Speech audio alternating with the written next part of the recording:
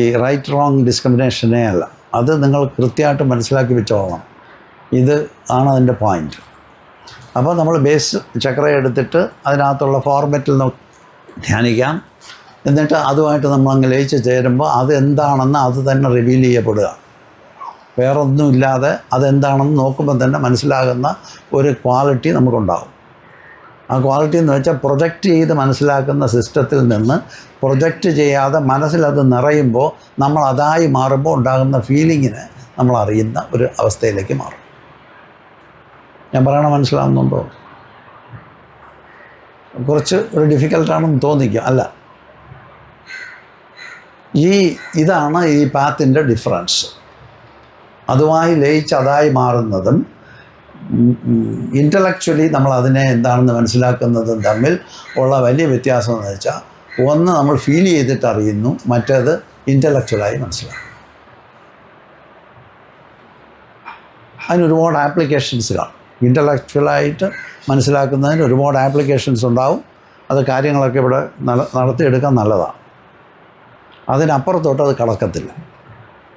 അതെന്താണെന്ന് നമ്മൾ അനുഭൂതിയുടെ ഒരിതിൽ നമ്മൾ അറിയുക. അപ്പോൾ നമ്മൾ അതുവരെ ഉള്ള കണ്ടൻറ്റിനെ ഡ്രോപ്പ് ചെയ്തിട്ട് ഇത് മാത്രം മനസ്സിലോട്ട് നിറയുമ്പോൾ വരുന്ന ഒരു റിലീഫുണ്ട്. ആ റിലീഫിനെയാണ് സ്പിരിച്വൽ എക്സ്റ്റസി എന്ന് പറയുന്നത്. അപ്പോൾ ഈ ബേസ് ചക്രയുടെ ആസ്പെക്റ്റ് എന്ന് പറഞ്ഞാൽ ഫുഡ്, സെക്യൂരിറ്റി, ഷെൽട്ടർ എന്ന് പറയുന്ന ഈ ഷെൽട്ടറിൻ്റെ കാര്യം ആലോചിച്ച് നോക്കും. നമ്മൾ ഇപ്പം സെക്യൂരിറ്റി നമ്മൾ കണ്ടു, ഫുഡും കണ്ടു. ഇനി ഷെൽട്ടർ എന്ന് പറയുന്നത് നമ്മുടെ വീട്, നമ്മുടെ വീട് അല്ലേ? നമ്മുടെ വീട്ടിലാരെങ്കിലും വന്ന് കയറിയാൽ പറ്റുമോ? ഒരുത്ത നടയിൽ വന്ന് ബെല്ലടിക്കുമ്പോൾ തന്നെ നോക്കാം ഇപ്പം ആരാണെന്ന്, ഇപ്പം എന്തിനാണ് വരണമെന്നാണ് നോക്കുന്നത്. അത് കണ്ടിട്ട് അത്ര കൊള്ളത്തില്ല. അതിൻ്റെ കാഴ്ചയ്ക്ക് ആൾ ശരിയല്ല, കള്ളനായിരിക്കും. നമ്മുടെ വീടായത് വേറൊരു വീട്ടിൽ കയറി നമുക്ക് പ്രശ്നമേ ഇല്ല. അടുത്ത വീട്ടിൽ പോയി ബെല്ലടിച്ചാൽ നമുക്ക് യാതൊരു പ്രശ്നമില്ല. നമ്മൾ ആനന്ദമായിട്ട് കാണാൻ ആ ബെല്ലടിച്ചു. ഇവൻ നമ്മുടെ വീട്ടിലോട്ട് വന്ന് ബെല്ലടിക്കുമ്പോൾ സംഭവം എല്ലാം കളി മാറുകയാണ്. കാരണം ഇവൻ എന്താണ് അവൻ്റെ ഉദ്ദേശം അല്ലേ? അപ്പം നമ്മൾ നല്ല ഭ്രാന്തില്ലാത്ത ആളായിട്ടിരിക്കുക. അപ്പോൾ ഒരുത്തം വന്ന് ബെല്ലടിച്ചപ്പോൾ നമ്മൾ ഉടനെ മാറുകയാണ്. നമ്മൾ നോട്ടം മറന്ന് ഒളിച്ച് നിന്നൊക്കെ നോക്കുകയാണ്. നമ്മുടെ വീട്ടിനകത്ത് കള്ളനായിട്ട് നമ്മൾ ഒളിച്ച് നോക്കുക, ഇവ എന്താ ചെയ്യാൻ പോകണം. അവൻ കള്ളനാണെന്നാണ് നമ്മൾ പറയുന്നത്. കള്ളൻ വന്ന ഉടനെ ഈ വീട്ടിനകത്തിരിക്കുന്ന ഓണർ കള്ളനായിട്ട് മാറിയിട്ട് ഒളിച്ച് നോക്കിക്കൊണ്ടിരിക്കുക.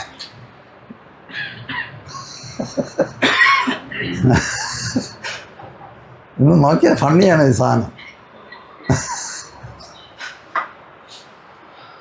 എന്നിട്ട് അവൻ കള്ളനും നമ്മൾ കള്ളനെ പിടിക്കാൻ പോണ ആളുമായിട്ട് മാറുക. അറിയുന്നില്ല അതൊന്നും. നമ്മൾ എന്താണ് ചെയ്യുന്നതെന്ന് നമുക്കറിയാൻ പറ്റത്തില്ല. അതാണ് സംഭവം. നമ്മളിത് കൃത്യമായിട്ട് നമുക്ക് ഇത് നോക്കാനുള്ള ഒരു ഒബ്സർവേഷൻ സ്കില്ല് ബ്രെയിനിൻ്റെ മനുഷ്യൻ്റെ ഡെവലപ്മെൻറ്റ് എത്തിയപ്പോൾ അത് വന്നു. മനസ്സെന്താണ് ചെയ്യുന്നതെന്ന് തിരിഞ്ഞു നോക്കാനുള്ളൊരു പോസിബിലിറ്റി ഹ്യൂമൻ ബ്രെയിനിലുണ്ടായി എന്നുള്ളതാണ് അഡീഷണൽ ഒരു ഡെവലപ്മെൻറ്റാണ്. അത് വന്നതുകൊണ്ട് അതിനെ എടുത്ത് ഉപയോഗിക്കുന്നവനെ മനുഷ്യനെന്നും അത് ഉപയോഗിക്കാത്തവനെ ജന്തു എന്നും പറയും. അപ്പം നമുക്ക് മനുഷ്യജന്തു എന്ന് പറയാം. ഇത് രണ്ടും കൂടെ ആകുമ്പോഴേ ഒരു മനുഷ്യജന്തുവായിട്ട് നമുക്ക് അങ്ങ് പോവാം. അപ്പോൾ ഇതാണ് നമ്മുടെ ഷെൽട്ടറിനെ നമ്മളിങ്ങനെ ബന്ധപ്പെടുത്തി വെച്ചിരിക്കുക. നമ്മുടെ വീടെന്ന് നമുക്ക് വരുമ്പം മാത്രമേ ഉള്ളൂ ഈ പ്രശ്നം. അപ്പോൾ ഇതൊന്ന് ആലോചിക്കേണ്ടതല്ലേ അല്ലേ? കാരണം ഇത് ബുദ്ധിമുട്ടുണ്ടാക്കുന്നുണ്ട്. ഉടനെ തന്നെ നമ്മൾ ഒരുപാട് പ്രിപ്പറേഷനാണ്. ബെല്ലടിച്ചു, കള്ളനാണോ അല്ലയോ എന്ന് നമ്മളകത്ത് പതുങ്ങി കള്ളനായി കണ്ടു. ഇതെല്ലാം കണ്ടു കഴിഞ്ഞതിന് ശേഷം പിന്നെ നമ്മൾ കഥ തുറക്കണോ വേണ്ടോ എന്നുള്ള പ്രശ്നമായി. കഥവ് തുറക്കാം, പൈസ ചോദിക്കാനായിരിക്കും. നമുക്ക് ഇഷ്ടംപോലെ പൈസ ഉണ്ട്, 5 രൂപ കൊടുത്താൽ മതി. പക്ഷേ എങ്കിലും ഉടനെ ആലോചിക്കുക, ഇവൻ കള്ളൻ നമ്മളെ പറ്റിക്കാൻ വന്നാണോ, എങ്കിൽ പിന്നെ കൊടുക്കണോ വേണ്ട, ഇവൻ നമ്മളെ പറ്റിച്ചിട്ട് അങ്ങനെ പോകണ്ട. അപ്പോൾ നമ്മളങ്ങ് ഒരു ഭയങ്കര ഒരു സ്ഥലത്തോട്ടങ്ങ് എത്തുക. വേറൊരു ലോകം സൃഷ്ടിച്ച് ആ ലോകത്തിനകത്ത് ഇപ്പോൾ തൽക്കാലം അങ്ങനെ ഇരിക്കുക. കാരണം എന്താണ്? നമ്മുടെ വീടാണ്. വേറെ വീട്ടിൽ കയറിയാൽ പ്രശ്നമൊന്നുമില്ല. ഇതാണ് ഐഡൻറ്റിഫിക്കേഷൻ എന്ന് പറയുന്നത്. ഇതെല്ലാം ചെയ്തിട്ട് നമ്മൾ പിരിച്ചൊല്ലാണെന്ന് പറഞ്ഞാൽ പറ്റും. നമ്മളിതെല്ലാം ചെയ്തുകൊണ്ടിരിക്കുക. എന്നിട്ട് നമ്മൾ വലിയ പിരിച്ചൊല്ലാണെന്ന് പറഞ്ഞൊരു കുറിയൊക്കെ അടിച്ച് കുറേ പൂവൊക്കെ നുള്ളിയിട്ട് ഭയങ്കര പ്രയറൊക്കെ നടത്തി രാമകൃഷ്ണ ഗോവിന്ദ കൃഷ്ണ രാമ ഗോവിന്ദ ആനന്ദോ പാൽക്കാര വന്നിരിക്ക്.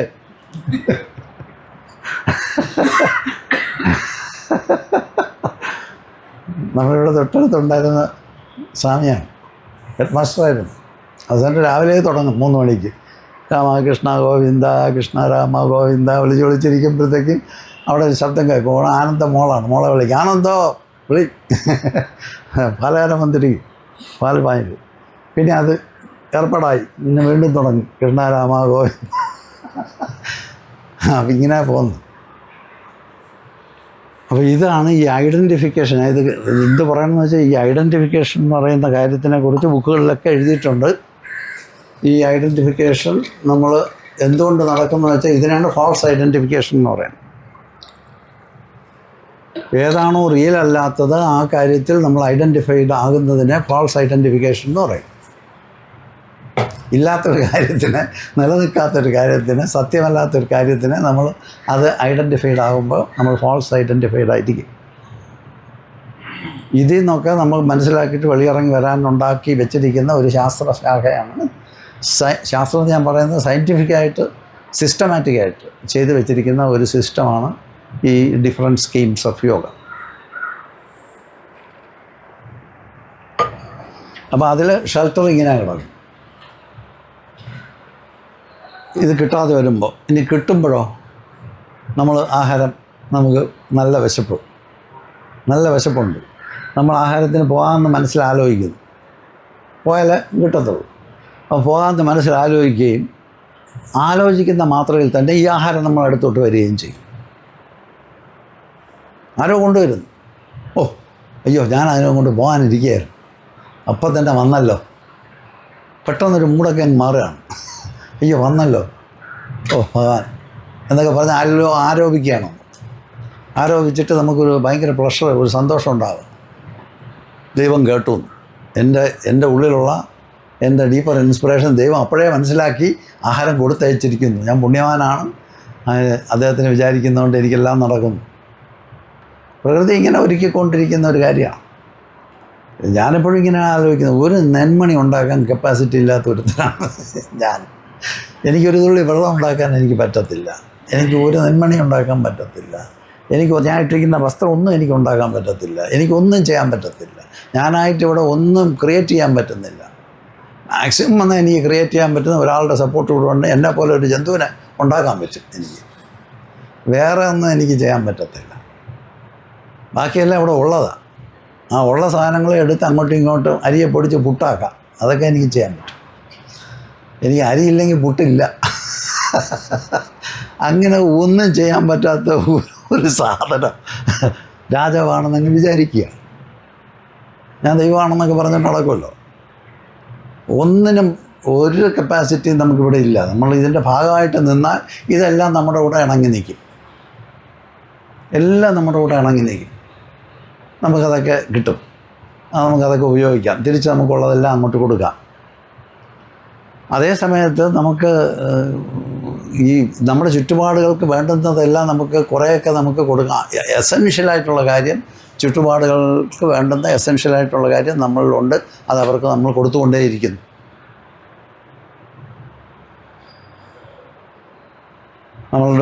നമ്മുടെ ഈ എടുക്കുന്ന ശ്വാസം എടുത്തിട്ട് നമ്മൾ കാർബൺ ഡൈ ഓക്സൈഡ് പുറത്തേക്ക് വിടുമ്പോൾ ഈ ലോകത്തെ ചെടികളെല്ലാം കുളിര് പോരുക. കാരണം വെച്ചാൽ ഇതാ വരുന്നു നമ്മുടെ ശ്വാസം.